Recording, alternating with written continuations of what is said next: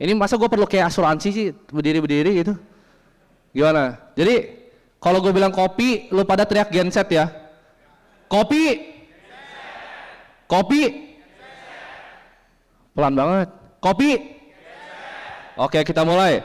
Jadi selamat datang semua. Belum pernah kan acara seramai ini di Holy Wing?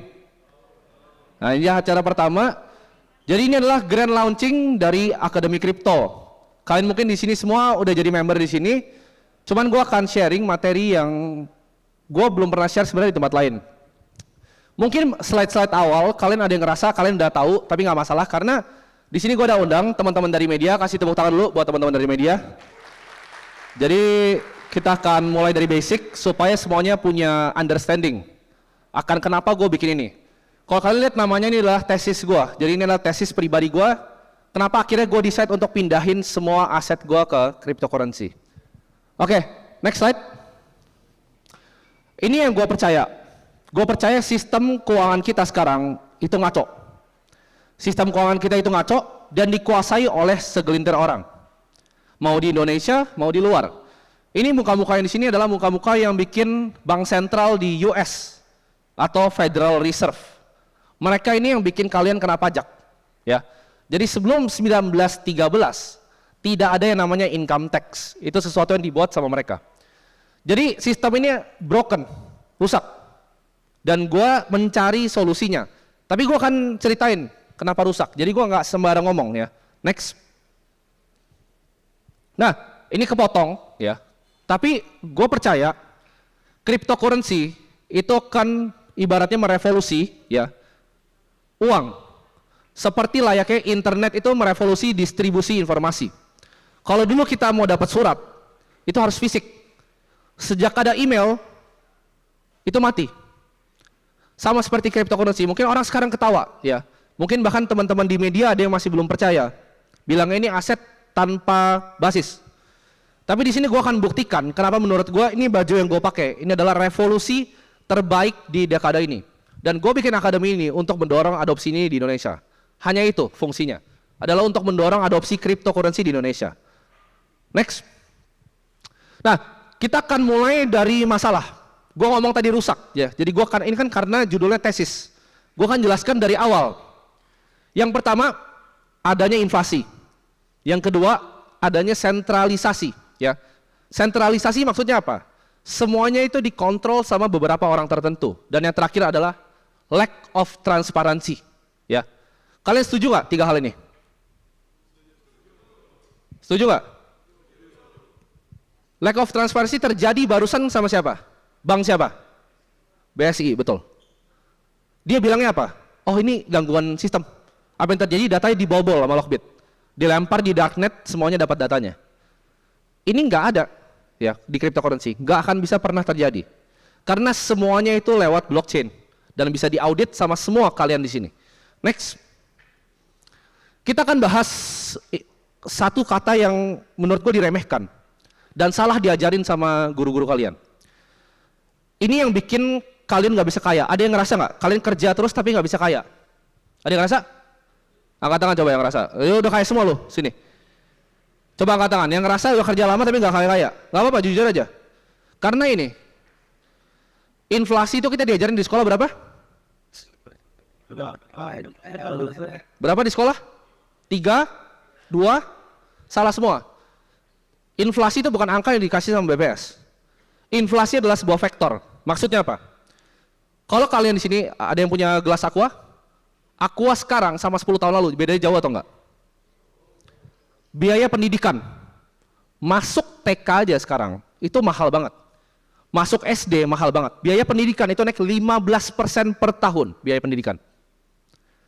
Beras Januari, ada yang tahu naiknya berapa? 1 bulan? 6%, betul. Beras itu naik 6% di Januari. Jadi inflasi 5 itu bohong atau enggak? Itu adalah sesuatu yang dikasih pemerintah. Biar kita ngerasa apa? Biar kita nurut sebenarnya. Ya. Tapi yang diajarin sama sekolah tuh apa? Kita diajarin sama sekolah untuk nurut perintah.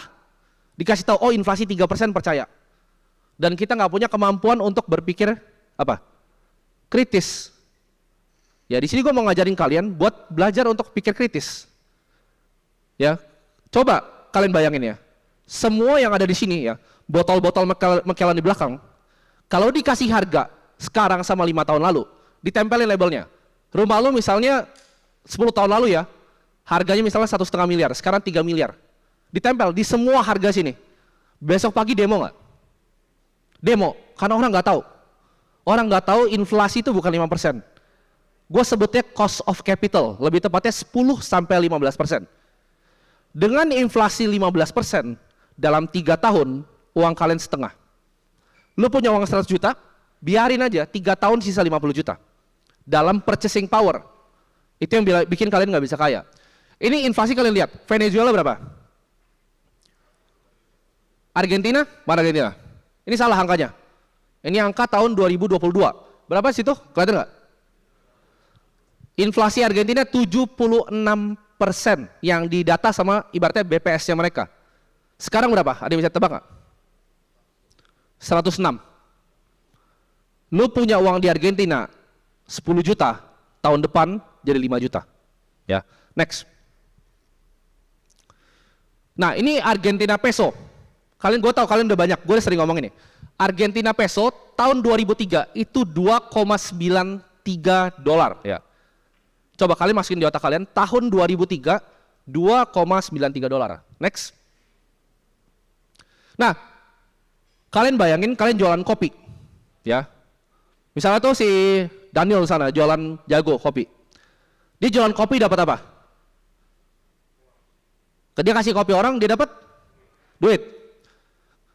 Apa yang kalau kalian jadi pengusaha di Argentina tahun 2003, apa yang kalian lakukan dengan duit itu? Sama, lu mau kerja, mau jadi pengusaha sama. Lu kerja dapat gaji kan? Misalnya dapat 10 juta, dapat 5 juta, dapat 7 juta. Ngapain di Argentina? Beli saham? Invest ke bisnis lokal? Beli obligasi? Lu kalau beli obligasi di Argentina apa yang terjadi?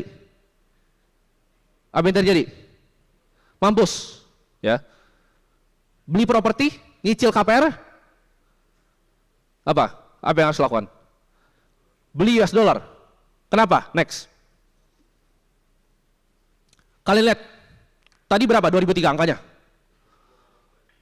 2,93. 1 peso itu 2,93 US dollar. Sekarang tuh harganya 232,41. Dolar lawan peso itu devaluasi. Berapa kali? 10, 20, 75, 150 kali. 220 kali? Jawabannya 230 kali. Jadi kalau lu orang Argentina dapat gaji, uang lu devaluasi 230 kali ke bawah. Jadi miskin nggak? Jadi hal terbaik yang lu bisa lakukan adalah apa? Jadi orang Argentina. Dapat uang nih, ngapain? Tuker semua peso lu ke dolar. Terjadi nggak sama Indonesia 98? Apa yang terjadi sama Indonesia? Kenapa perusahaan pada bangkrut? Coba, gue mau kalian berpikir kritis. Perusahaan itu punya hutang dalam bentuk apa? US dollar. Begitu US dollarnya terbang karena rupiah inflasi, pengusaha yang hutangnya pakai dolar mampus semua. Ya. Jadi kalau kalian punya uang dari 98 lebih baik beli dolar. Currency yang lebih kuat. Next. Jadi percuma. Ya, ini credit default swap. Ini mungkin agak nggak kelihatan. Maksudnya apa? Maksudnya ini market ngebetting. Currency mana yang mau jatuh, ya. Rupiah itu triple B, kalian ada. Rupiah itu 22% kemungkinan jatuhnya, ya. Sedangkan kalau kita Turki itu udah 50%. Kalau kalian ke Turki sekarang juga, itu murah banget semua barang di sana, ya. Kalian bayangin, kalau kalian ke Turki sekarang, semua di sana itu murah. Jadi fungsinya apa? Kita diajarin sama advisor financial apa? Kalau dapat gaji, oh kalian diversifikasi ya, KPR 3 juta, taruh ya di reksadana 2 juta. Kalau lu di Venezuela, di Argentina, di Turki ada fungsinya nggak itu semua? Nggak ada, beli USD aja. Karena kalau currency-nya melemah, ya, mata uang Argentina peso melemah, Turkish lira melemah, Indonesia rupiah melemah. Apa yang terjadi? Semuanya nggak ada gunanya. Semua aset yang kalian beli itu nggak ada gunanya. Next. Nah, Ini fiat dalam bahasa Latin adalah apa? Let it be done. Ada yang tahu nggak? Uang kertas itu adalah uang fiat dalam bahasa Latin, jadi aja. Maksudnya apa? Ini adalah di back sama kredit. JP Morgan pernah bilang 1920, ya. Uang itu hanyalah emas, sisanya adalah hutang. Ngerti nggak maksudnya? Ada yang tahu nggak? Kertas ini gue nggak bisa contohin pakai rupiah, nanti gue masuk bui. Ini gue contohin pakai dolar. Dolar ini di print pakai apa? Ada di situ, tulisannya di situ. Dolar di print pakai apa? Jadi kalian berpikir kritis nih. Ini sekolah nggak pernah ngajarin. Oh kalian terima uang ya? Iya uangnya tabung ya, tabung di celengan ya sampai miskin. Uang itu apa sebenarnya? Kepercayaan. Jadi kalau nggak ada kepercayaan, uang apa? Apa yang terjadi? Nggak ada artinya. Uang adalah basisnya satu, sebagai legal tender. Titik. Ada yang tahu nggak? Rupiah itu reserve-nya berupa apa? Dolar. Salah, itu cadangan devisa. Rupiah reserve-nya apa? Jawabannya nggak ada rupiah lagi. Ya. Yang kalian lihat cadangan devisa 10% dari GDP, itu isinya apa? Dolar, Japanese yen, Chinese yuan. Itu basket doang, yang kecil dibanding peredaran rupiah. Rupiah itu cuma di back sama rupiah. Next. Nah, ini kalian bingung kan? Gimana caranya bisa bikin uang dari langit? Ini gue ajarin kalian. Kalau kalian ngerti sistem ini, ya, ini adalah sistem yang mungkin banyak dari kalian nggak ngerti di sini. Ini kenapa orang-orang di bank itu sangat amat kaya. Ini gue kasih tahu cara bikin uang dari langit. Budi yang paling kiri. Budi punya uang 100 juta. Budi taruh di bank uangnya. Bank itu di Indonesia, fractional reserve di Indonesia, kalian cari. Itu angkanya bukan 10%, salah ya, 10%. Angkanya adalah 5. Ya kan? Kalian diajarin fractional reserve putarannya 10 kali kan? 7 sampai 10. Putarannya lebih dari 10. Gua akan tunjukin di sini. 10 juta, bank simpen cuma 5 juta. Bayangin. Kalian taruh 100 juta nih, di bank manapun, dia cuma pegang 5 juta uang kalian. Jadi kalau kita rame-rame tarik semua uang kita nih sini, ya kalau kita mah nggak berpengaruh tuh. Kita ngomong ke semua orang tarik uang di bank, apa yang terjadi? Bangkrut. Dia nggak punya uangnya. Ya, dia buat dari langit uangnya. 5 juta taruh bank. 95 juta dihutangin ke orang dapat bunga dia. Dihutangin ke misalnya tadi Budi ya 100 juta. Dihutangin ke Agus.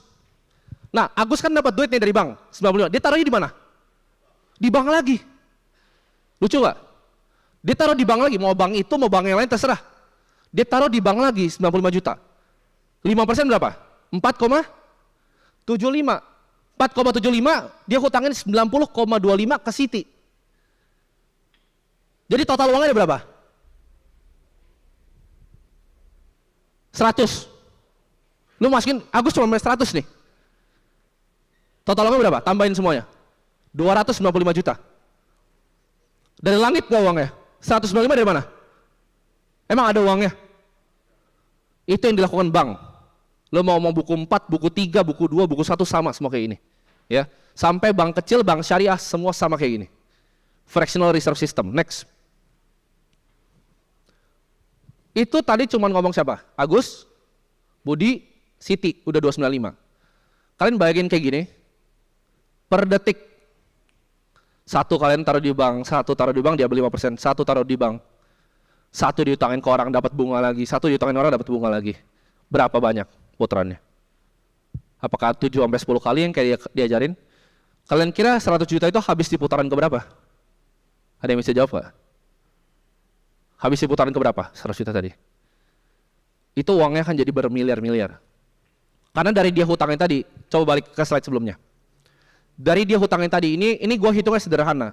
Tapi dari dia kasih ke Siti, Siti bayar apa? Bunga. Lu taruh bank lu dapat bunga berapa sekarang? Tabungan, ayo. 0, berapa? Dia kasih ke orang berapa? Nah, coba pikir. Kalian kira bank dapat cuan dari selisih itu kan? Net interest margin salah. Dari sini.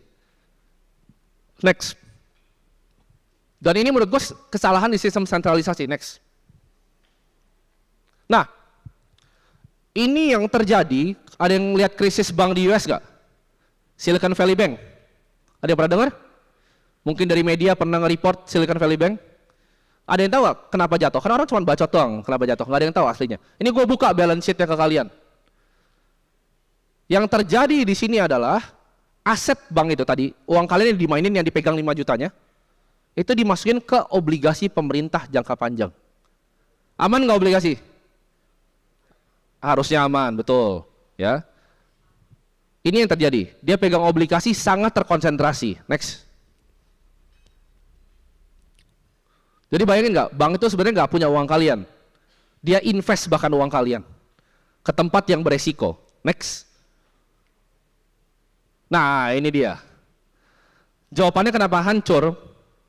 Yang bunuh Bank First Republic, Silicon Valley Bank, Silvergate Bank adalah bank sentralnya sendiri atau the Federal Reserve System. Gimana cara dia bunuhnya? Ini kenaikan suku bunga tertinggi dalam sejarah US. Ya, dari 1992 suku bunga nggak pernah naik setinggi ini. Suku bunga yang tinggi, obligasi jadi sampah. Ya, suku bunga tinggi, jangan beli obligasi. Itu investment 101. Dan bank yang pegang banyak obligasi, begitu suku bunga dihajar, apa yang terjadi? Kenapa kolaps? Dia rugi kan? Obligasinya terlalu besar, dia rugi. Pakai uang 5 juta dia rugi. Dan orang yang punya 100 Agus tadi, tarik semua uangnya. Begitu Agus, Budi, Siti, dan semua tadi yang ratusan kali itu tarik duitnya, apa yang terjadi? Uangnya ada nggak? Nggak ada, orang cuma 5%. Jatuhlah banknya, 1. Ya, next. Jadi kalian percaya, taruh uang di bank itu aman? Aman nggak sekarang? Silicon Valley Bank kalau kalian bilang bangkrut, kalian diketawain loh. Gue bilang Credit Suisse, bank paling besar di Swiss, bangkrut. Gue bilang tahun lalu. Gue diketawain sama semua orang di Indonesia. Apa yang terjadi? Bangkrut nggak? Bangkrut. Jadi kalian kira bank di Indonesia yang kecil-kecil ini nggak bisa bangkrut? Hah? Cuman perlu 1 orang aja ngebankran 1 bank, beres. Ya, rame-rame aja 1 bank ditarik semuanya, nggak usah banyak-banyak, 20% uangnya. Selesai tamat, karena cuma 5% reserve ya. Oke, banknya hancur. Apa yang dilakukan sama para dewa yang tadi yang gua kasih tunjuk mukanya itu para dewa, ya. Dunia ini tuh punya dewa di atas. Itu mereka dewanya. Sama dewa itu dilakukan apa? Nih, lihat ya, helikopter keluarin duit. Apa yang terjadi? Banknya bangkrut, mereka bunuh banknya sendiri kan, ditembak banknya. Mereka perlu ngapain? Print duit lagi buat ngapain? Selamatin banknya. Aneh nggak? Mereka tembak banknya, mereka print uang buat selamatin banknya. Apa yang terjadi dengan uang yang di print kayak gini? 40% US dollar yang ada di dunia ini di print saat COVID. Nah, jadi berpikir kritis. Berpikir kritis coba. Kita pernah ada krisis berapa kali? 2008 Tanah Abang masih rame nggak? 2008 financial crisis, Tanah Abang rame nggak? Rame nggak? Rame. Satu-satunya yang bisa bikin kita di rumah itu? Nah, tapi kalau kalian cari dari World Economic Forum tahun 2018, nah ini gue bahaya sih ngomongnya, tapi kalian coba cari. Ya, salah satu direktur dari perusahaan farmasi udah ngomong, 2020 akan terjadi COVID. COVID itu untuk apa? Untuk duit dari helikopter. Ya, jadi itu yang dilakukan sama COVID. Dia butuh alasan untuk print duit, karena kalau cetak duit langsung nggak bisa. Nah, ini para dewa yang ngerjain. Next. Dolar kehilangan nih, oke, kalian beli rumah. Kalau kalian beli rumah di Menteng mungkin 30 tahun lalu, harga 5 miliar, sekarang harga berapa? Ada yang tahu nggak? Rumah di Menteng. Jadi berapa? 200, 250, 300 lebih. Apakah rumah di Mentengnya tambah bagus? Rumahnya tambah kropos kan, jelek-jelek rumahnya sekarang, udah tua. Tanahnya mahal banget. Kenapa? Apakah rumahnya tambah bagus atau gue nggak ngomong rupiah, fiatnya melemah? Jadi yang dievaluasi rumah yang kropos apa fiat yang kropos? Lu kalau beli rumah di Miami Beach, pernah ada yang ingat nggak poster global warming tahun 2013? Ya kan? 2013 itu ada poster global warming. Apa yang terjadi tapi? Para bilioner itu masih di sana nggak? Orang kaya masih pada tinggal rumah di sana nggak, di pinggir-pinggir itu? Masih. Ya kan? Dibilang itu bakal tenggelam, mana tenggelam? Itu berpikir kritis. Gue dari kecil gue selalu pikir, yang gue dikasih tahu sama pemerintah bener atau enggak? Step 1 untuk nggak dengerin pemerintah, putuskan semua media. Putuskan semua media yang kalian dengar dari TV. Karena banyakan itu cuma suruhan. Ya. Semua cuma suruhan. Kalian putuskan. Kenapa? Karena kalian kalau dikasih tahu sesuatu A, kalian dengarnya A. Dikasih B, dengarnya B. Gimana cara kalian keluar sistem? Caranya adalah dengan punya duit. Satu-satunya alasan untuk kalian keluar sistem adalah dengan punya duit. Maksudnya apa? Kalau gue nih, gue kerja sama Daniel deh, yang dulu dia mantan yang punya Red Dog, bosnya. Gue kerja di Red Dog nih, gue bikin corn dog. Daniel bilang, oke, ini prokes dari pemerintah, lu pakai masker. Mungkin nggak gue lepas? Mungkin nggak? Nggak usah jauh-jauh, gue masuk sini deh, gue masuk Holy Wing. Pak, pakai masker ya? Pakai nggak? Pakai. Tapi kalau lu duduk di meja BOD, mungkin nggak satpamnya bilang, Pak, pakai masker? Mungkin nggak? Enggak. Ya. Jadi satu-satunya cara untuk keluar dari sistem adalah punya uang. Next. Nah, ini sentralisasi, ya. Gue percaya sistem kita ini nggak adil, dipermainkan, dan gue akan tunjukkan bagaimana caranya tahun 2008. Kalau yang COVID itu terlalu berbahaya untuk gue bahas, jadi kalian cari sendiri. Gue akan kasih contoh 2008. Next. Sistem sentralisasi itu lambat, inefisien, dan nggak berguna. 1. Rumah yang biasa aja dikasih hutang ke orang yang nggak mampu bayar. Contohnya, ada orang nih tukang sapu mau beli rumah 10 miliar. Dikasih nggak di Indonesia? Enggak, karena dia tahu nggak akan bisa bayar. Di Amerika dikasih. Apa yang terjadi? Pasti gagal bayar semuanya kan? Rumahnya kosong, orang yang diusir, hutangnya masih banyak. Tapi di neraca banknya naik nggak lendingnya? Naik. Dengan itu dia bikin bahkan namanya mortgage backed securities. Ya, ini di rating sebagai investasi yang aman. Jadi ini sebuah security, ya kayak saham. Sebuah security yang di rating aman. Triple A. Ya rupiah kita triple B. Ini triple A, AAA. Aman. Isinya apa? Sampah. Ya. Isinya adalah hutang orang yang nggak mampu bayar rumah, bayangin kalian. Berarti yang salah siapa? Yang ketiga, agensi yang rating kan, yang ngasih ini investasi aman. Berarti mereka kong kali kong semua nih, ya. Sama terakhir, yang taruh duit di situ siapa? Di rating bagus nih, isinya sampah, yang naruh duit siapa? Paling bawah. Bank. Jadi ini semua entitas kerjasama nggak? Orang bilang, aman dong, kan rating sistemnya kasih triple A, ya kan? Gue invest saham, siapa rating agency Indo? Perindo. Perindo kasih bagus, invest dong. Tapi ini terjadi di Amerika, ya. Ada permainan di atas yang kalian ngerti. Next. Nah, ini kata-kata dari Albert Einstein ya, bukan gua. Ya, jangan salah, jangan dicatat di media, bukan Timothy. Albert Einstein, ya. Hal tersulit buat kalian yang nggak tahu Albert Einstein, dia adalah yang bikin teori general relativity ya, dan juga nyetusin sama dengan MC kuadrat. Albert Einstein bilang hal paling membingungkan di dunia, yang paling sulit dipahami adalah pajak dan pajak pendapatan.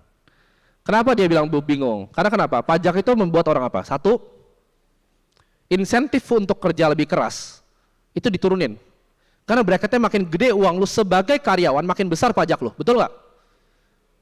Karyawan 20 juta sama 50 juta pajaknya banyakan mana? Ini gue tanya kalian ya. Oke, kalian 3 juta gajinya sama 10 juta banyakan mana? Bayar pajak. 10. 10 sama 50? Sorry, ini income aja bukan karyawannya. 10 sama 50? Ya 50 dong. 50 sampai 70? 70. 70 sama 7 miliar sebulan, banyakan mana? 70 sama 7 miliar sebulan, banyakan mana? Ayo, coba berpikir kritis. Orang yang punya income 70 juta sama 7 miliar sebulan banyakan mana? Kalian akan kaget untuk tahu jawabannya, gue gak akan ngomong di sini, tapi kalian tahu harusnya. Kenapa? Jadi itu satu, bikin orang yang sebenarnya mau bekerja, insentifnya lebih rendah karena dia bayar pajak. Kedua, yang dibuat dari sistem pajak ini adalah inequality, ketidakadilan. Kenapa? Orang yang punya duit sangat banyak, mereka bisa cari yang namanya lobang, loophole dalam sistem hukumnya, dengan bayar berbagai macam tax advisor. Mereka punya income nih, taruh di CVS sini, 4,8 M privat taruh sini, lempar terus. Taruh shell company keluar ke Cayman Island, lempar ke CVV di Singapura. Kalian nggak tahu cara mainnya kan? Bahkan ya, lebih mahal yang gajinya 70 juta sebulan. Next. Income itu pertama dilakukan sama Federal Reserve tahun 1913, namanya Revenue Act. Kalian pelajari sendiri, ya gua nggak akan bahas di sini. Nah, ini problem dengan progressive income, insentif rendah untuk produktivitas. Ini ngurangin inovasi, ya. Dan tadi yang gue bilang ketidakadilan. Orang yang punya duit akan mengeksploitasi ini. Next. Oke. Kan tadi inflasi bagus. Ini data dari teman gue ya. 1980 dia beli rumah sama beli emas. Emas dia itu 1,7 kilo waktu itu untuk beli rumah. Sekarang rumahnya naik sekitar 6 sampai 20 kali. Emasnya tahu nggak cuma naik berapa? Ada yang tahu? Berapa gram naiknya? Dari 1,7 kilo ke 2,2 kilo. Enakan beli emas kan? Emas secara 100 tahun gokil nggak naiknya? Gokil. Nah, kan ada yang diajarin. Oke, kita nabung emas. Fine gold 99,99. Nabung emas kan? Ini diajarin sama orang. Ada yang nabung emas? Boleh? Nggak masalah, yang karyawan mau dengerin juga boleh. Tuh ada yang angkat tangan di belakang. Nabung emas. Emas apakah aman di tangan kalian? Ini dia, belajar. Executive Order of the President. Taruh emas kalian tahun 1933 atau kalian nggak tahu diapain. Emas yang lu kumpulin seumur hidup nih. Disuruh kasih ke pemerintah. Adil nggak? Adil nggak? Kan dikasih duit tapi. Cengli nggak? Emas lu disuruh balikin ke pemerintah, dia beli kok. Nggak cuma-cuma dikasih, itu keterlaluan, itu berontak. Dikasih uang kok, cengli nggak? Cengli kan? Next. Oke, lihat ya. Mata uang mencegah hoarding nyimpan emas. Dikasih $20,67 per ounce of gold waktu itu, 1933. Pada Mei 1, 1933. Lihat, dari Mei 1, 1933 sampai sekarang. Ini harga emas. Jadi cengli nggak dikasih waktu itu? Nah, kalian pikir, ini harga emas nih. 100 tahun gua tarik. Dari sejak emasnya diambil.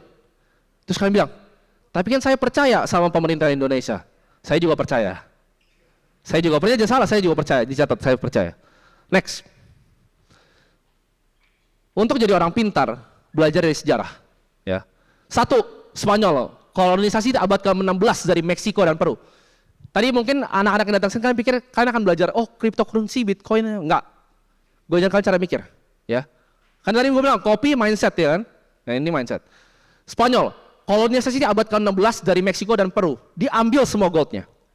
Dua, Portugal, ekspansi kolonial ke Brazil, diambil semua uang Brazil. Ketiga, Jerman 1940, Perang Dunia Kedua, gold reserve-nya diambil sama siapa? Adolf Hitler. Tiap kali dia blitzkrieg itu nyerang, tep ambil emas, tep ambil emas, ambil emas. Ya, South Africa diambil semua emasnya. Todong AK-47 masuk sini. Jadi aman nggak pegang emas?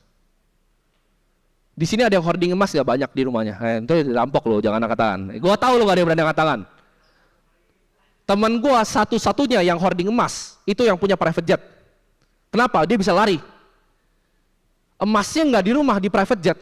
Gua kasih tau kalian ya, orang kaya. Nggak ada yang pegang emas di rumah. Nggak ada yang berani taruh di SDB. Kenapa? Lu taruh di SDB bank aman nggak? Ayo, SDB bank aman nggak? Taruh surat-surat rumah kalian semua. Sekarang lu ke Afrika deh. Lu ke South Africa waktu emasnya diambil. Mau investasi apa? Properti? Tanah kan punya kita dari tanah sampai langit, pernah dengar gak? Punya kita bisa warisin ke anak. Iya, sampai lu ditodong AK-47 depan muka lu. Suratnya mana? Terjadi gak? Terjadi di Afrika.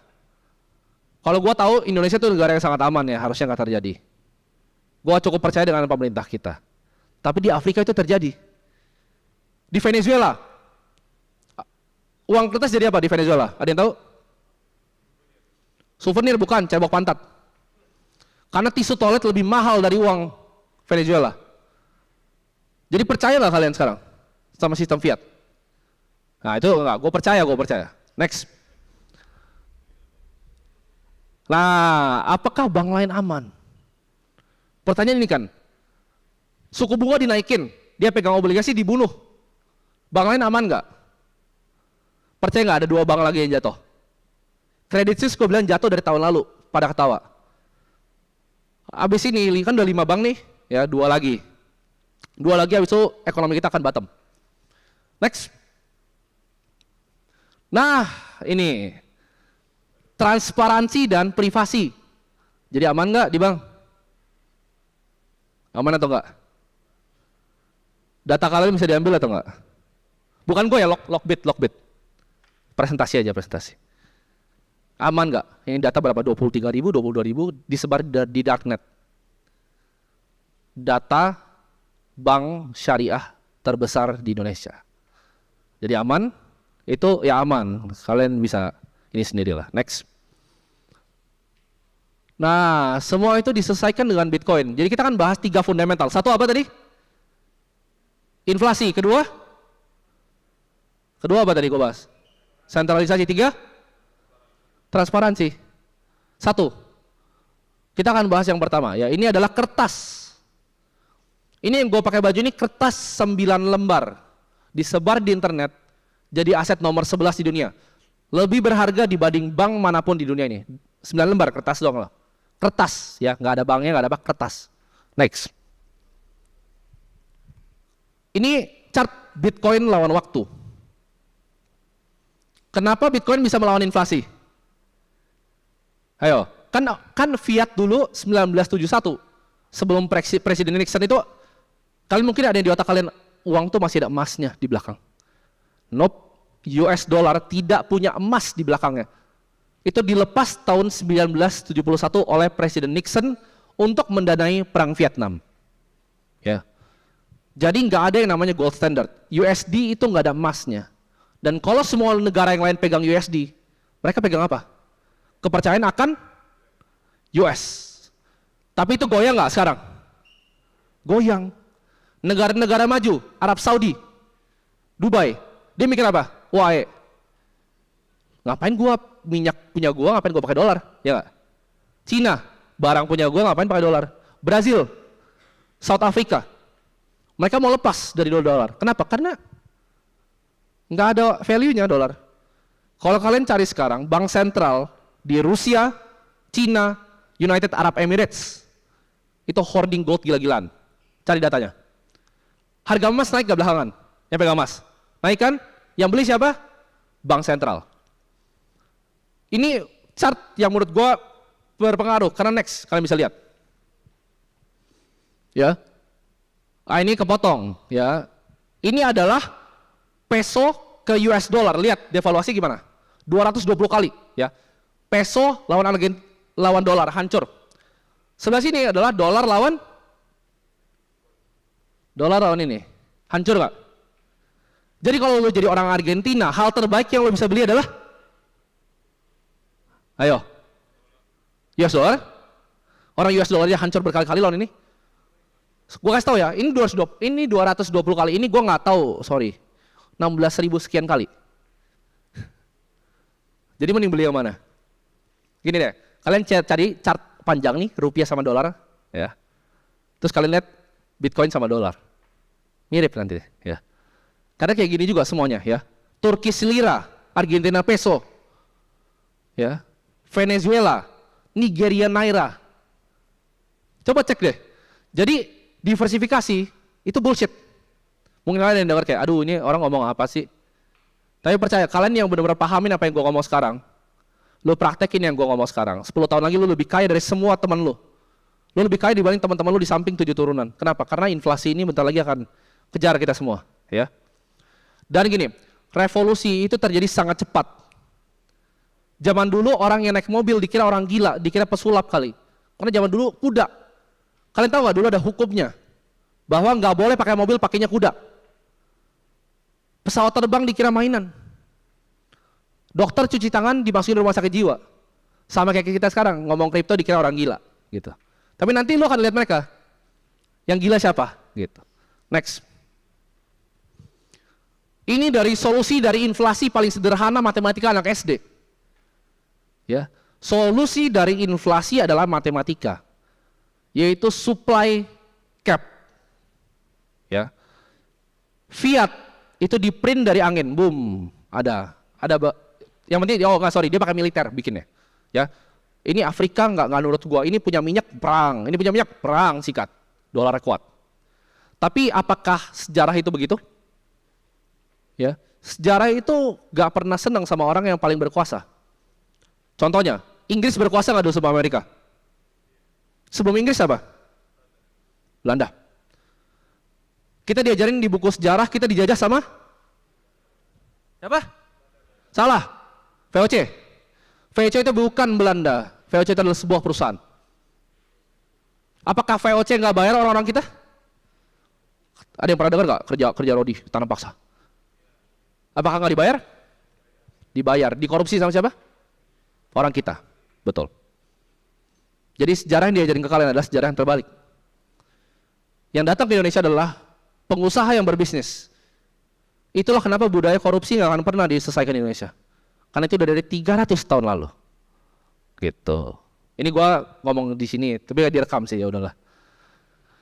Solusi dari ini matematika, ya. Total halving, Bitcoin itu akan dibagi 2. Nanti tanggal 22 April tahun 2024. Total Bitcoin yang pernah terjadi halvingnya 32 kali. Blocks between halving, ini gua akan jelasin kenapa angkanya 21 juta. Cuman akan ada 21 juta Bitcoin yang ada di dunia ini. Dulu Bitcoin 2010 harganya berapa? Ada yang tahu? Berapa? 3.000. 2010 satu Bitcoin itu berapa? 3.000 perak. Sekarang hampir 500 juta rupiah, bayangin. Beli emas sama Bitcoin. Ini sekarang 500 juta Bitcoinnya. Dengar ya. Gue taruh semua harta gue di sini. Bitcoin itu 500 juta satu koin. 2030 ada yang berani taruhan sama gue nggak berapa angkanya? 2030 berapa? Kalau gue bilang 10 miliar gila nggak? Gila kan? Kita lihat ya. Rekam ini, mana Ricci? Rekam Ci. Bitcoin 2030 minimal 1 miliar. 10 miliar, sorry. 1 miliar bentar lagi. Ya. Jadi begitu nanti Bitcoin 10 miliar per koin, sekarang harganya cuma 500 juta. Tapi bilang, tapi kan nggak punya 500 juta bang. Nanti gue jelasin, Bitcoin itu bisa dipecah. Lu mau beli 500 ribu pun bisa. Itu udah didesain sama 9 lembar kertas tadi. Ya. Jadi kalau lu beli sekarang 500 juta, 10 berapa? 7 tahun lagi? Jadi 10 miliar. Cengli nggak? Buat kalian yang nggak ngerti, itu basic matematika, logaritmik. Dari namanya stock to flow. Ya, nanti itu gue jelasin. Ya, kalau di sini gue jelasin yang basic aja, karena ada yang udah ngebul belum kan? Ini sederhana nih gue jelasin. Kalau kalian yang ikut kelasnya kan lebih dalam. Gue bahas teknis, tapi gue bahasnya sederhana biar ngerti. Next. Nah ini dia. Kenapa 21 juta? Jawabannya itu adalah pecahan terakhir dari value 60 bit integer. Ya, ini 18 sekian, 16744 709 551 615 ya. Kenapa? Karena didesain sama penciptanya Satoshi Nakamoto untuk dipecah 100 juta unit. Karena dia udah tahu dari Bitcoin 3.000 itu akan jadi terlalu mahal. Bayangin nggak? Ini gue nggak tahu ini orangnya alien atau dia masa depan. Gak ada yang tahu siapa orangnya. Itu cuma nama samaran, ya. Kalau menurut gue dia bisa jadi pakai mesin waktu, balik lagi dikasih tahu nih. Ini cara bikin duit gitu. Bayangin, kertas cuma ditaruh di internet 9 lembar. Jadi aset 500 juta per koin. Orang dulu ketawa kalau bilang Bitcoin. Sekarang udah gak ada yang ketawa. Ya. Ada yang kenal bosnya ini? Ada yang nonton podcast gue sama bosnya yang punya Holy Wing? Andrew itu beli apa? Apakah beli saham? Apakah beli Properti? Ya properti buat tinggal. Belinya apa? Kenapa? Apakah dia bukan orang pinter? Semua orang pinter yang gua tahu belinya ini. Ya. Iqbal pinter nggak Iqbal? Nah, itu country manajernya Binance Indonesia itu, yang pakai baju putih. Ya. Dia juga koleksinya apa? Bitcoin. Ya. Daniel yang punya Red Dog juga mana? Daniel. Itu belinya juga sama. Ini bosnya jago. Belinya apa? Apakah saham? Apakah properti? Ya properti dia buat tinggal. Belinya apa? Bitcoin. Next. Nah ini dia siklusnya. Jadi tanya, oh 10 miliar gila lu. Gue kasih tau lu ya. Dari berapa tadi? Berapa? 3.000 ya. 3.000 pertama kali halving di berapa harganya? Udah tahu kira-kira? Sebut aja. Kedua kali deh, lebih dekat. Ini 3.000 nih, paling kiri 3.000. Dari 3.000 naik ke yang kedua berapa? 220 juta. Aneh nggak? Yang ketiga naiknya berapa tuh? Halving ketiga naiknya berapa? Sampai berapa? Topnya paling tinggi? 800 juta per koin. Sekarang turun lagi ke 500 juta. Lihat dari situ, ini matematika sederhana, logaritmik. Kenapa? Karena supply-nya jadi kebayang. Cuma ada 21 juta koin di dunia ini. Menurut kalian orang yang punya 500 juta banyak atau enggak? Cash 500 juta banyak enggak? Banyak banget. Dan semuanya rebutan 21 juta koinnya. Ya, jangan tanya gue punya berapa, itu nggak boleh kasih tahu. Karena kalau gue tahu punya berapa, wah bahaya itu. Apa yang terjadi kalau orang tahu Bitcoin kalian berapa? Dirampok. Di Rusia banyak yang mati di Bali loh. Diambilin private key-nya. Ya. Yang punya cash app ditusuk di jalan. Jadi kalau kalian punya Bitcoin, kalian jadi kaya dari sini, diem-diem. Biasanya ntar teman kalian bilang, oh hoki ya gitu. Atau oh uang dari mana nih? Uang haram ya, nggak apa-apa uang haram gitu. Ya, gua kalau ditanya uangnya dari mana? Beli mobil McLaren, uangnya dari mana? Enggak dari ini apa? Jaga lilin gua tuh. Cuman di apartemen, nggak keluar gua. Gua udah nggak pernah perlu kerja lagi. Dari kenaikan ini, ada yang tahu nggak kira-kira gua dapat berapa dari Januari? Yang gua share aja dari Instagram, itu kan sedikit berapa? Ada yang bisa kira-kira gain gua yang gua kan beli pas harga berapa? $17.000. Ada yang tahu gua dapat berapa uang dari Januari? Berapa? Yang gua share di Instagram. Setengah biaya untuk bikin Age Club di SCBD. Dari Januari sampai April. Itu lebih besar dibanding semua gaji direktur utama bank di Indonesia. Cuman dari beli ini. Di Januari ya belinya. Apakah sekarang waktu yang tidak tepat? Enggak juga. Targetnya berapa 2030? 10M itu target dari gua. Target dari beberapa orang paling pintar yang gua tahu. Itu 15 miliar. Gua turunin 5M. Jadi worth it nggak untuk masuk sini? Karena sama kayak di Argentina tadi. Percuma lu mau beli saham di Argentina, mau beli obligasi, bahkan mau bikin klub kayak gini pun.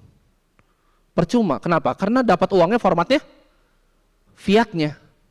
Fiatnya bagus bikin begini, kalau fiatnya ditukar menjadi Bitcoin. Next. Nah, Bitcoin apakah ada yang punya? Tadi gue bilang, tapi kan lu tadi bilang ada yang ciptain, namanya Satoshi Nakamoto. Kalau dia hidup lagi gimana? Kalau dia ada gimana orangnya? Dia ubah Bitcoin 21 juta, bisa nggak diubah? Enggak, itu matematika yang udah pakem. Ya, itu ibarat gravitasi, lu jatuhin apel ke bawah. Bitcoin nggak akan pernah bisa diganti siapapun sama siapapun. Mau Satoshi hidup lagi, itu sama kayak orang yang ciptain kertas, hidup lagi. Apa yang terjadi sama kertas? Ada nggak? Orang yang ciptain kertas nih, yang dari Cina dulu, bangun tidur dari kuburnya. Apa yang terjadi? Ya paling masuk berita viral doang. Tapi kertas orang pakai nggak? Tetap sama. Sama. Dia nggak bikin kertas jadi terbang kan? Sama seperti Bitcoin. Dia udah nggak bisa ngapa-ngapain karena ini udah terdesentralisasi, udah tersebar di setiap node runner yang jalanin. Ya, itu terlalu teknis. Gua akan bahas nanti. Next. Nah, ini yang gue bahas tadi. Ya, kalau dia kembali nggak masalah. Ini nggak ada yang tahu orangnya siapa. Next. Bisa kelompok, bisa ya nggak tahu siapa. Privacy. The traditional banking system itu punya apa? Tadi gue bilang, kenapa terjadi subprime mortgage? Berapa organisasi yang kerjasama? Lihat kan? Identitas, transaksi, trusted party, counterparty, public. Ini terjadi di sistem bank kita. Bisa dipotong di mana? Ayo, trusted, third party bisa dipotong. Pop. Menurut kalian Lockbit bisa masuk tanpa ada orang dari dalam? Itu gua nggak tahu. Ya, trusted, third party. Kuncinya adalah percaya. Jadi di Bitcoin jangan percaya sama gua. Lu jangan percaya sama gua bacot. Percaya sama apa? Sama angka, matematika. Bener nggak yang dia ngomong? Secara logaritmik, stock to flow-nya naik segitu. Cek, verifikasi. Bener nggak yang gua ngomong? Desentralisasi. Baca aja ini, kertas 9 lembar kalau kalian ngerti ya cara bacanya. Ini akan mengubah hidup kalian. Ya. Elon Musk beli ini, Jack Dorsey yang bikin Twitter beli ini. Ricardo Salinas, orang paling kaya di Meksiko, punya emas paling banyak di Meksiko, taruh semua hartanya di Bitcoin. Lebih pintar Ricardo Salinas atau kalian? Ricardo. Ya. Jadi yang bilang Bitcoin nggak ada value-nya, aduh ini apaan? Nggak apa-apa, senang kalian. Karena rebutan 21 juta. Jadi jangan pernah mendebati teman kalian tentang Bitcoin. Makanya ini close space kan. Gue bisa bikin ini 2000 orang nggak? Bisa. Ini gue bikin close space untuk orang yang mau dengerin. Kenapa? Nggak perlu banyak-banyak kok. Yang tahu nanti aja. Ya. Gue ngumpulin ini belum cukup banyak soalnya. Biarin gue ngumpulin dulu ya, baru kalian. Next. Nah, ultimate kegunaan dari Bitcoin adalah cross border payment. Maksudnya apa? Ada yang pernah transfer 1 miliar keluar? Angkat tangan, coba. Iqbal pernah gak? Lalu gue tahu pernah. Susah gak? Mampus kan? Ya. Uang siapa? Uang kita. Kok transfer keluar susah? Ada yang punya anak nggak mungkin di luar? Yang masih muda-muda belum punya anak. Nggak tahu dah. Transfer ke anak kalian susah nggak di luar? Setengah mati, fee-nya gede nggak? Setengah mati. M-banking aja kalian transfer berapa? Limit? 100. Ya sama, M-banking gue soliter juga cuma 100, sama. Susah nggak pindahin duit? Setengah mati. Lu gabungin My BCA 250, M-banking 100, klik BCA yang bisa unlimited. Ya. Tapi semuanya punya akses nggak? Belum tentu. Susah nggak pindahin uang? Uang kita yang cari. Kalau kalian tarik uang kalian semua dari bank, orang akan bilang apa? Jangan, CSO-nya akan ngomong, jangan, Pak, ini kita ada ini promo. Susah, ya. Padahal uang adalah uang kita sendiri, cari dari hasil keringat sendiri. Lu mau transfer keluar, susahnya setengah mati. Sekarang, lu mau bantu Ukraina, pakai apa? Ukraina, kalian lihat, Ukraina perang sama Rusia mintanya apa? Dolar? Ethereum telat, mintanya apa? Bitcoin. Ukraina mintanya Bitcoin. Ini terjadi sama konglomerat di Rusia. Habis perang apa yang terjadi dengan pasar sahamnya? Yang ngikutin. Ambles setengah. Lu beli saham di Rusia percuma nggak? Orang Rusia itu banyak punya properti di Inggris. Apa yang terjadi dengan properti mereka di Inggris? Disita. Kapal orang Rusia disita. Dibalikin lagi nggak duitnya? Enggak, direbut. Jadi konglomerat Rusia ini lari kemana? Dulu mereka ketawa nggak? Ketawa. Sampai terjadi negaranya perang. Ukraina ketawa nggak sebelum donasi? Ketawa. Sekarang mereka minta uang pakai apa? Gue mau ngomong emas tapi nggak bisa. Minta itu apa? Bitcoin. Buat perang, buat uang apa? Senjata. Ya. Ada yang pernah naik pesawat, coba naik pesawat, bawa emas 1 kilo? Kalian nyampe di Amerika apa yang terjadi? Bawa emas 1 kilo. Let's say Indo kalian kasih duit lagi mana? Nyampe Amerika apa yang terjadi? Lo naik first class deh. Bukan pajak. Diambil emas lo. Diambil emas lo. Karena akan dikira itu emas, ibaratnya emas darah, emas cucian. Jadi pakai apa? Kalau mau cross border? Fiat? Bisa fiat, ribet gak? Bitcoin 1 triliun dari sini ke Amerika. Berapa detik? 1. Beres. Itu kenapa gua kenalin Bitcoin ke Pak Andrew. Dia fokus ke sini sekarang. Kenapa? Terlalu powerful. Pindahin uang dari sini ke Hong Kong 1 detik. Ya. Next. Kripto itu nggak akan pernah bisa dimatikan. Kenapa? Karena dia dijaga sama gue bilang walls of encrypted cyber energy. Ini adalah Bitcoin mining terbesar di Rusia. Tujuannya apa? Menjaga sistemnya. Kenapa mereka mau? Karena mereka mendapatkan hadiah Bitcoin. Lu mati ini, lu bakar ini, mati nggak Bitcoin? Nggak. Di Indonesia, Pak Ridwan Kamil mau ngapain? Ada yang nonton kemarin Bitcoin Conference di Miami, Pak Ridwan Kamil mau ngapain? Dorong adopsi Bitcoin mining di Indonesia. Ya. Kalau kalian akan kaget kalau kalian tahu Bitcoin mining terbesar di Indonesia adalah punya salah satu konglomerat di Indonesia. Ya. Apakah mereka lebih bodoh dari kalian? Yang skeptis, yang bilang ini uang dari angin? Konglo-konglo itu yang punya makanan yang semua kalian makan setiap hari. Yang kalian hidup, ya, dari hidup sampai mati kalian beli barang dia. Dia punya Bitcoin mining terbesar di Indonesia. Ya. Ini adalah sistem di mana perang apapun yang terjadi, nuklir apapun terjadi, internet mati apapun terjadi. Aman gak Bitcoin? Aman. Gue punya gini, kenapa orang beli jam tangan? Ada yang mau tahu nggak alasan aslinya banyak orang kaya beli jam tangan? Satu, harganya naik. Dua, oh pinter, suka jam tangan loh. Suka jam tangan? Oh. Mereka gini, kalau ini murah, ini 2 ton, biar matching aja. Rolex 2 ton. Kalau lu taruh Patek RM yang harganya 1-2 miliar, lu ke Singapura, let's say Indonesia krisis, lu kabur nih, cuma pakai jam tangan lu bisa hidup setahun. Sekarang dengan adanya Bitcoin perlu lagi nggak kayak gitu? Ini diterima nggak di Singapura? Ada yang pernah ke Paris? Yang pernah ke Paris? Di sana sekarang terima Bitcoin nggak? Nah. Iqbal, Binance Pay bisa kan di Paris? Bisa, dan gue udah coba. Di Dubai, bisa nggak? Lo kemana-mana cuma scan kan Binance Pay di Dubai. Di sana itu kayak OVO. Ya, apakah Dubai bukan negara paling maju di dunia sekarang? Pemerintahnya kurang pintar apa pemerintah Dubai? Bisa bikin Burj Khalifa seperti itu. Pangerannya itu sangat mendorong Bitcoin. Ya, next. Nah, cara mendapatkan Bitcoin ada 2. Tadi, lu bikin yang kayak tadi, mining, ya nggak mungkin, gua tahu, itu modal terlalu besar. Yang kedua adalah lu beli di exchange, ya, sama kayak mau beli baju, ya, sama kayak mau beli saham. Kalau beli baju, lu beli ke mallnya atau tokonya?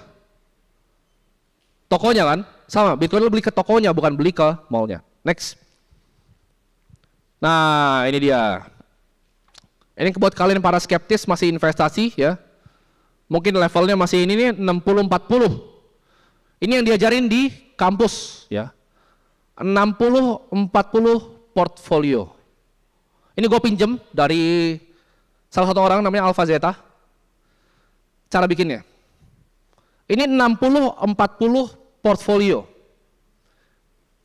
Yang penting dari investasi adalah risk adjusted return, bukan total return.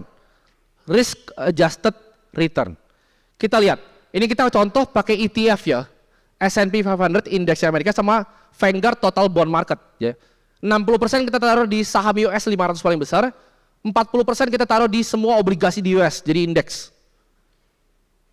Apa yang terjadi kalau kita taruh 1% lihat ya, inisialnya 1% Bitcoin, kita lihat Sharpe ratio-nya itu naik dari 0,54 ke 0,64, 1% Bitcoin ya.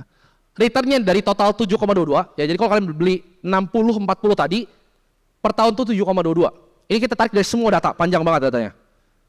Kedua, kita lihat jadi berapa? 1% Bitcoin jadi berapa? Returnnya 8,38. 5% 12,84 dan 10%. Jadi kalau kali ini gue nggak percaya sama nih bocah, gue nggak berani taruh, ngeri asetnya. Lu taruh 1% aja Sharpe ratio naik tinggi. Lu taruh 5% aja jadi 12%, jauh nggak? Orang bilang dekat. 8% di compound 30 tahun sama 12% per tahun, itu jauhnya langit dan bumi. Apalagi berapa? 18%. Ada yang mau dapat nggak return 18% per tahun? Fix. Dalam jangka waktu yang panjang ya, volatil, tapi dalam waktu yang panjang. Caranya gimana? Simple. 60-40, beli saham US, obligasi US, 10% sisipin Bitcoin. Akan begini. Ya. Next.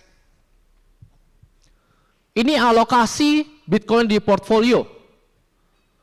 Kalau tanpa Bitcoin, ya, simulasinya kita lihat 10% alokasi Bitcoin dapat berapa? 321,60% dibandingkan original portfolio 83%. 83 lebih baik untuk daripada kalian yang uangnya di cash ya. Uang di cash gue bilang 3 tahun uang lu setengah.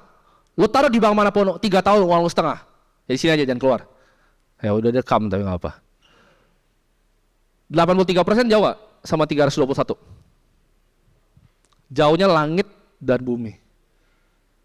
Jadi kesimpulannya apa? Apakah kita harus usaha yang pinter? Apa kesimpulannya? Kalau kita karyawan bisa kaya nggak? Bisa. Kalau lu karyawan lu gaji nih cuman 2 juta. Misal lu hidup 1,8 juta, cuman 200.000 aja waktu itu. Nggak usah ngomong deh, lu sisihin 30.000. Waktu dia bilang tadi, Bitcoin 3.000, apa yang terjadi? Lu dapat 10 Bitcoin ya kan? Kalau ngerti waktu itu. 10 Bitcoin sekarang harga berapa?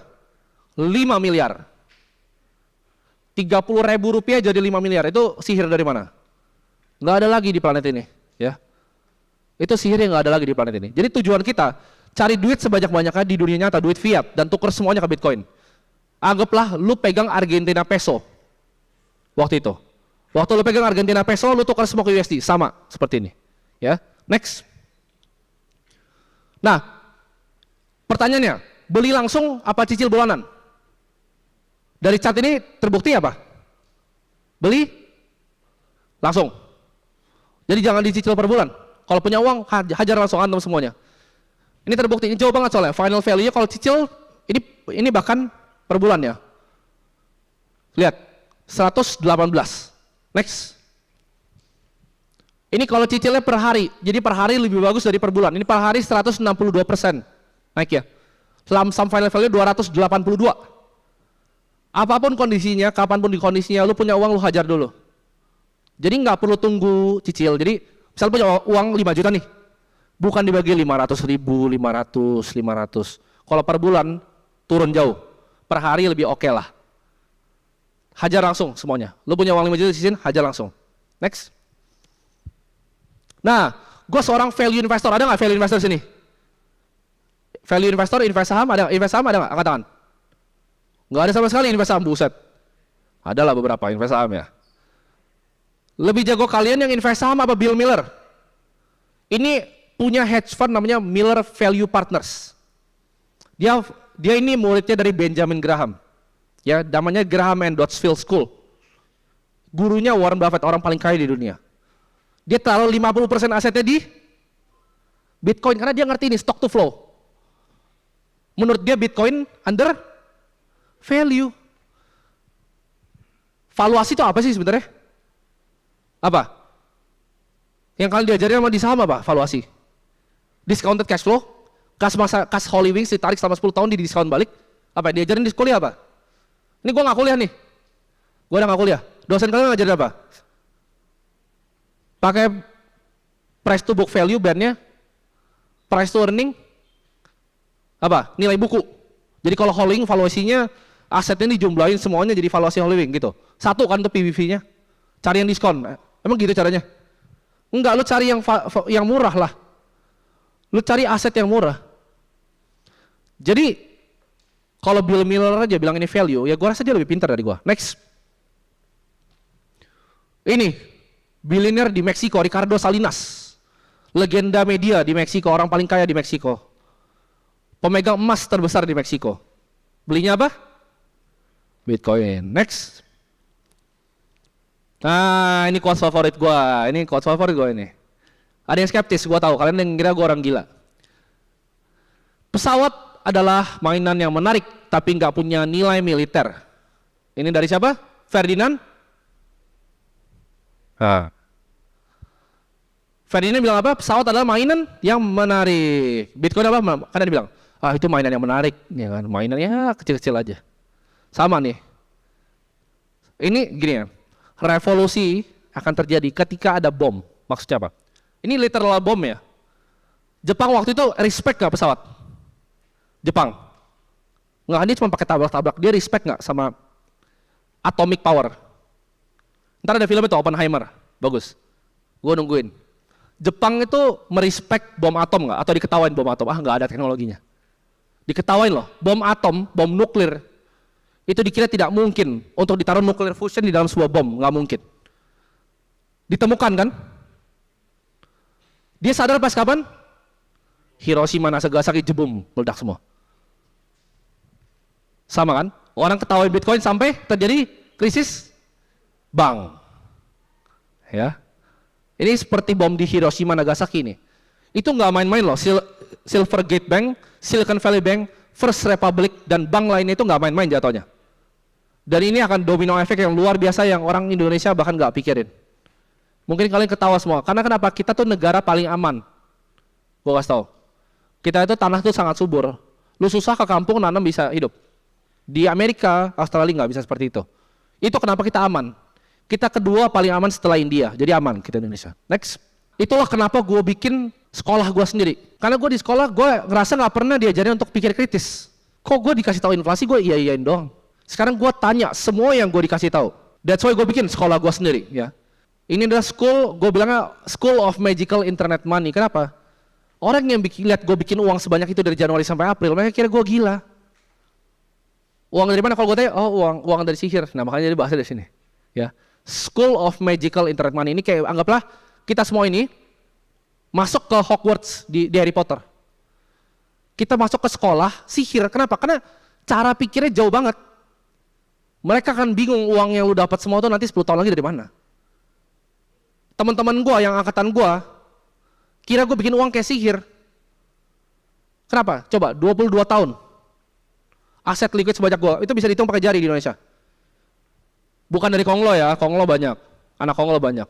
Yang bikin sendiri uangnya ada nggak? Ada nggak? Hitung jari, gue bilang nggak nyampe 10. Umur 22 tahun ya, bikin aset liquid sebanyak gue, nggak nyampe 10. Uangnya sihir nggak? Sihir. Dari mana? Nah ini, sini. Next. 7 ini ada kalian sini mungkin bisa testimoni karena kalian semua di sini. Ini data yang gua ambil random sampling dari kalian semua. Ya jadi datanya berarti kalau yang bohong kalian yang bohong ini. 72% murid di akademi gua setelah masuk portfolio mengalami kenaikan 24%. Bener atau enggak? Yang ikut dari Januari betul atau enggak?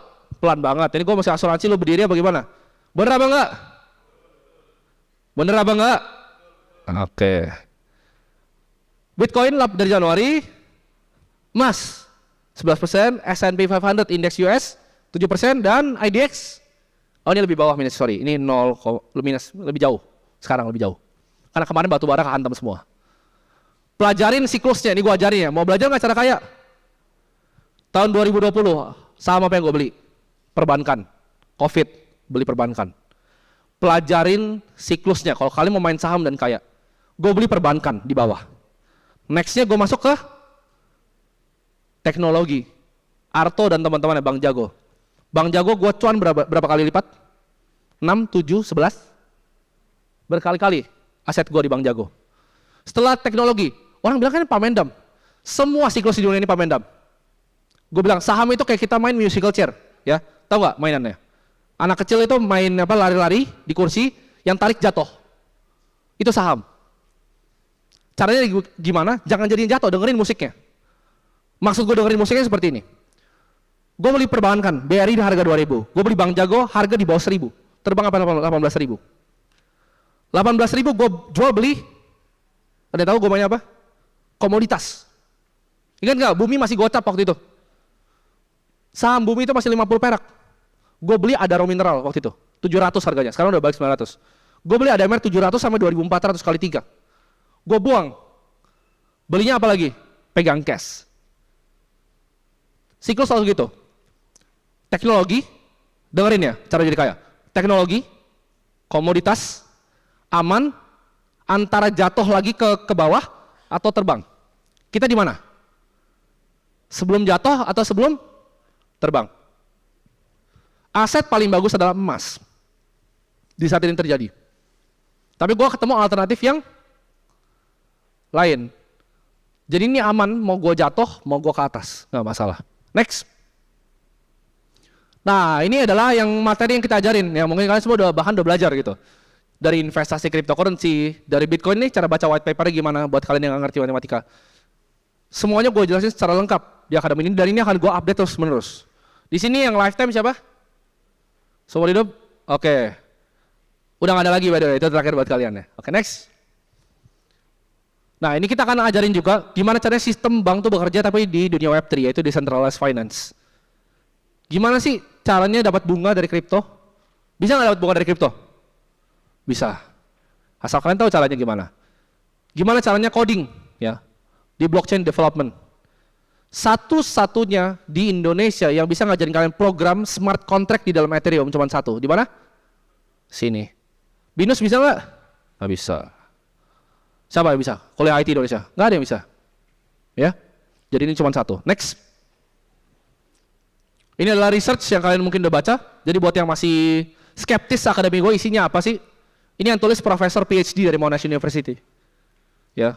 Gue tadi mau bercanda dia dari sini tapi dia nggak ada di sini. Ya. Yang kerja sama gue banyak kan dari luar negeri. Next.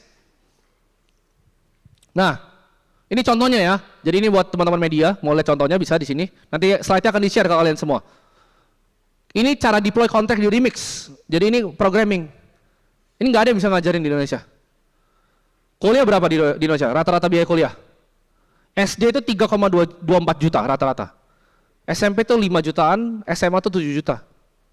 Kuliah berapa? Satu semester? 22, 18, 16 yang mau punya anak, mau kuliah anak mahal nggak? Mahal. Kuliah gua hitung per bulannya berapa? Murah. Ada yang masuk dari 700.000 nggak setahun? Ya tuh masuk. Cuma 56.000 sebulan. Cuan nggak sekarang?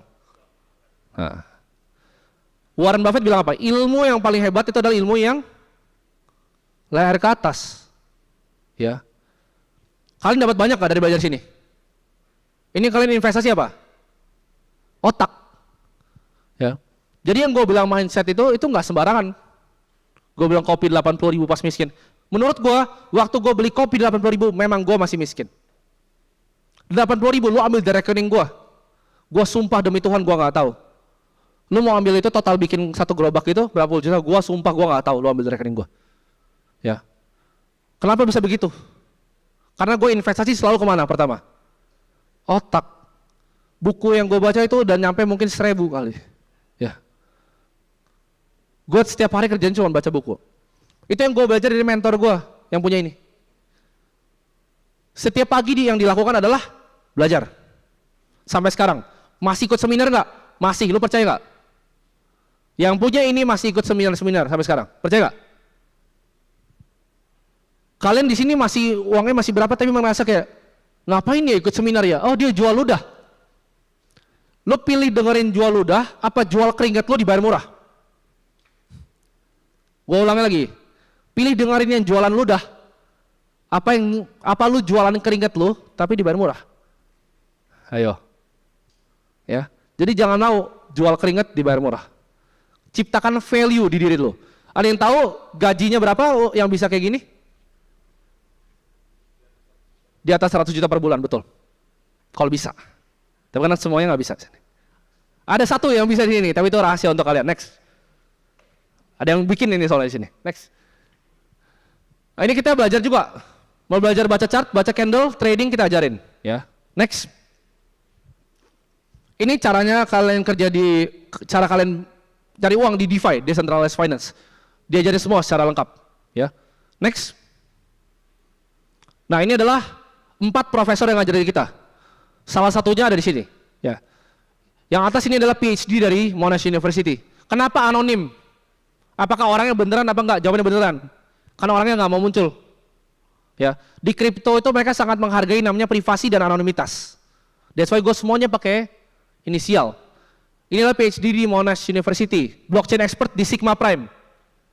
Jadi kalau kalian lihat modul smart contract security gue, yang ngajarin keamanannya bukan dosen.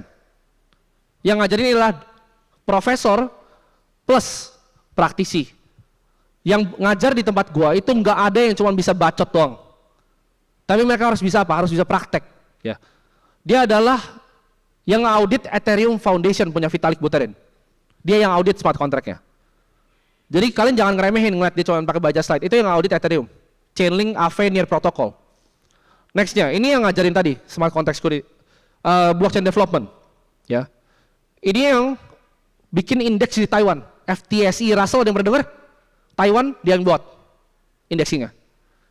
Ya, ini ngajar investing, yang bikin research untuk kalian. Setiap hari dapat research baru nggak? Kalian banding deh research level kita sama kalian lihat akun-akun kripto di luar, kayak bercandaan nggak? Kayak bercandaan. Kenapa? Karena yang bikin adalah yang bikin FTSE Russell. Dan terakhir adalah tradernya. Dia ini trading di kripto udah 8 tahun. Kalau ini pure praktisi, kuliahnya MBA. Ini NTU MBA yang bikin. Susah nggak masuk NTU? Susah. Walaupun gue ngomong itu scam, tapi susah. Next.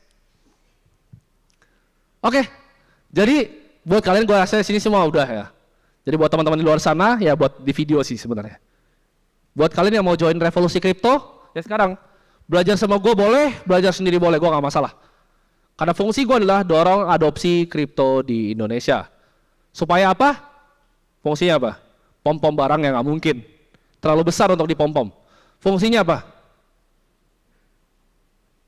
Fungsinya gue bikin sekolah internet uang sihir ini apa? Uang sihir internet bilangnya. Fungsinya apa? Ada yang bisa jawab? Apa? Lepas dari krisis nggak akan, karena pasti akan ada krisis selanjutnya. Ada yang bisa jawab kenapa gue bikin? Jawabannya adalah karena gue benci para kesatria terhormat pencetak uang di dunia ini. Ya, gue nggak suka mereka cetak uang dan kita yang makin miskin. Karena gue ngalamin. Dulu gue saking miskinnya, nyokap gue pas sakit itu harus 3 ranjangnya. Gue tunggu di situ ya pakai tirai, kalian tahu yang orang batuk sebelahnya.